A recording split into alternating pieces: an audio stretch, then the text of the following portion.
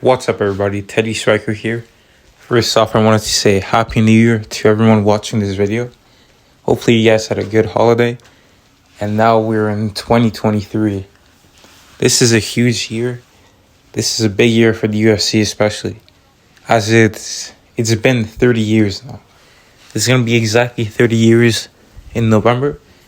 I think it's November 12th of 1993 that they started the UFC, the first ever UFC show. So yeah, it's a very exciting time. I'm expecting huge things from the company and just great things overall. But in this video, we're going to be showcasing Jon Jones, as in my opinion, he is going to return this year. I know not many people believe it because he's been saying he'll come back since for a while now. It's been almost 3 years since we've seen him fight Dominic Reyes. And now he's finally going to make his heavyweight debut against what we hope to be Francis Ngannou. But to be honest, we don't know what's going to happen. Francis Ngannou has been negotiating with the UFC for more money. He got the belt recently. It was against Stipe. And then he had his first title defense. And he was already asking for a lot of money. But in my opinion, what Ngannou should have done, well, first, he should be more active. He's getting older. Now he could be making much more money, become a bigger star. And he doesn't take that much damage in his fights. Most of his fights are over within under 10 minutes because of his KO power. But I guess he just wants more money. And with the Jon Jones fight, it should be a big pay-per-view fight, honestly. This is one of those fights where it's not like he's fighting Anthony Smith. There's a serious threat level. And to be honest, this fight is getting me excited because for one, every time Jon Jones has had one of these fights where he's supposed to lose, he's really showed up. Or a fight where people are kind of doubting him, he's really showed up to the best of his ability. In the DC rematch or in the Alexander Gustafsson rematch. In the first fight, people said he lost. The second one, he completely dominated it. And but personally, Jon Jones' last two performance against Thiago Santos and Dominic Reyes, I thought he lost. And the Santos one I was a bit surprised looking back at it because I had watched it originally.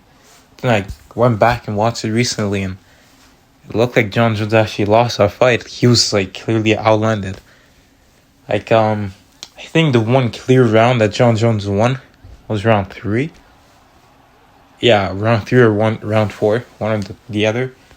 And you could argue he won another round, but I had it pretty clearly for Thiago Santos, 3 rounds to 2. And it was a split decision. And Thiago Santos was on one leg as well. So it is pretty interesting as Jon Jones is coming back. His latest performances, he's getting tagged up quite a bit in the race. Right? I don't see how you can even give that to Jon Jones at all. I had it 3-2 for Reyes. These guys Jon Jones is pressuring them pretty heavily too. But when he fought DC or Gustafsson in the rematch, they were actually pressuring him. So it seems like he actually tends to do better when he's not the one being pressured. I mean, when he's not the one pressuring rather than being pressured. And he's not gonna back up Ngannou. Ngannou, I don't even know who even backed him up. Derek Lewis, with Derek Lewis, was kind of 50-50, but outside of that, you don't see many guys pressuring Ngannou. It was with the Stipe rematch, he was being patient, but he was controlling the octagon. With the Cyril Gane one, Francis was injured, so that's why.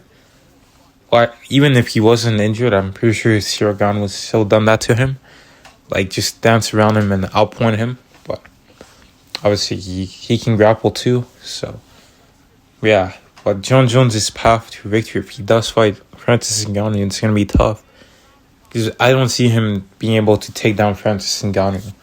And I know Jon Jones has been saying he wants to cut down to 265, and I think he used to naturally walk around like 230, 225 pounds when he was a light heavyweight.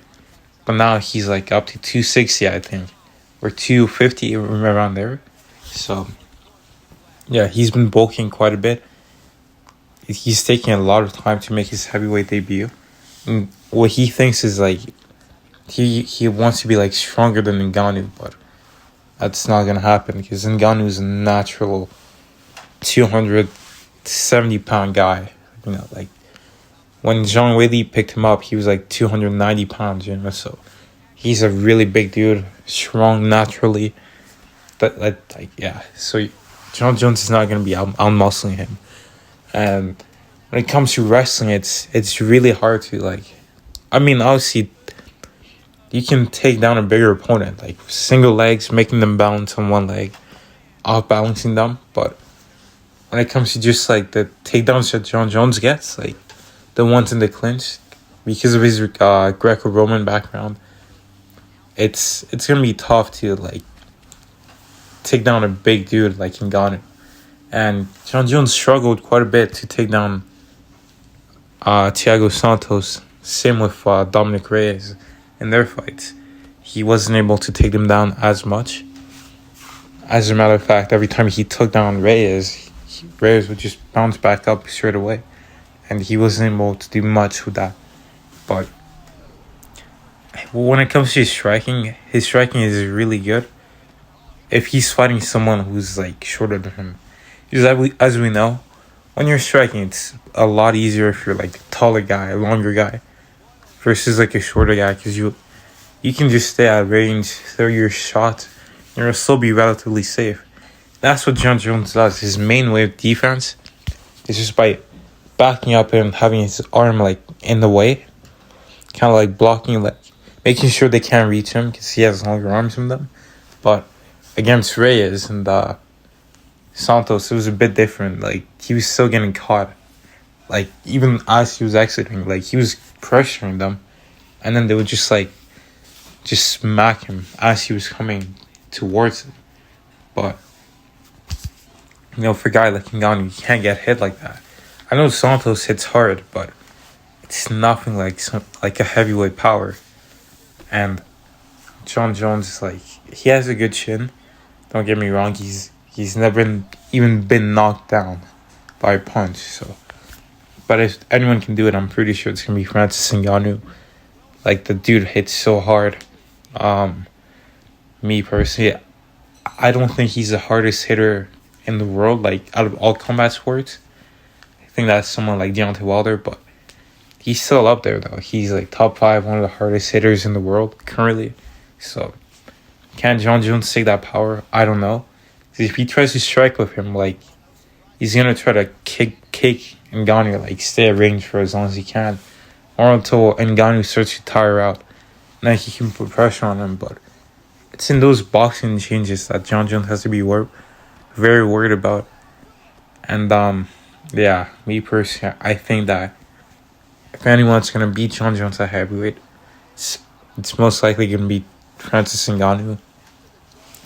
Jon Jones, I felt like Stipe was a good matchup for him, but I'm not sure what Stipe is doing right now. He hasn't fought since 2021, and if Jon Jones doesn't get this fight from Ngannou, it's gonna be Curtis Blades.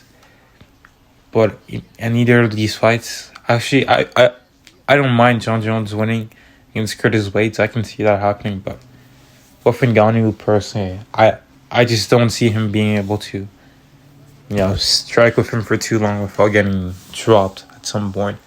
But I'm really excited to see this guy come back.